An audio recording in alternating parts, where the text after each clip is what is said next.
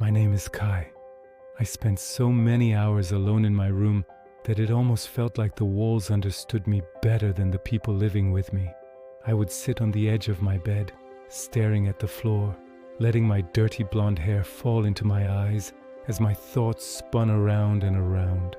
Sometimes I listened to the silence, hoping it would give me answers. Sometimes I stared at the ceiling, wondering why I felt so out of place in a home that was supposed to feel safe.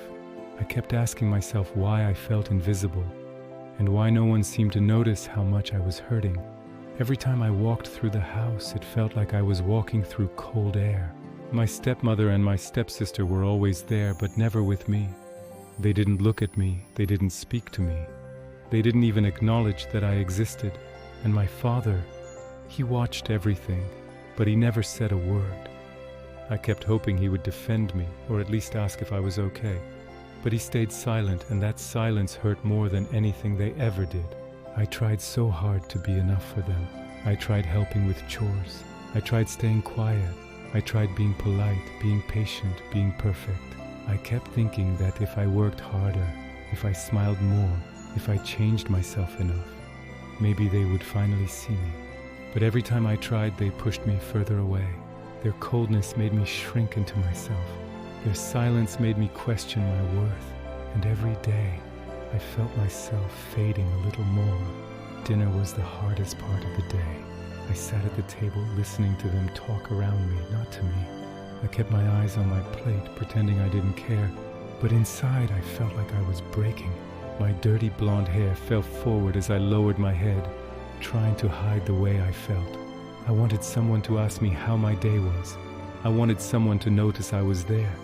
But the only thing I heard was the sound of my own heartbeat and the clinking of their forks. One night I sat alone in my room and everything hit me at once. All the years of trying, all the years of hoping, all the years of waiting for someone to care. I looked at myself in the mirror, my dirty blonde hair messy from running my hands through it, and I asked myself a question I had never dared to ask before. Why am I trying so hard for people who don't even want me?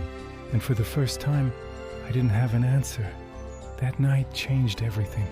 I realized I didn't need their approval. I didn't need to keep breaking myself, just to fit into a place that never wanted me.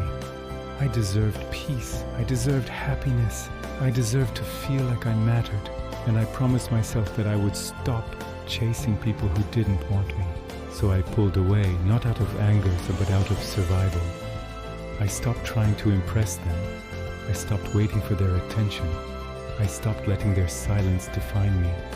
I started choosing myself, and with every step I took away from them, I felt a little lighter. I went outside more. I let the wind move through my dirty blonde hair. I let the world feel bigger than my pain. For the first time in a long time, I felt free.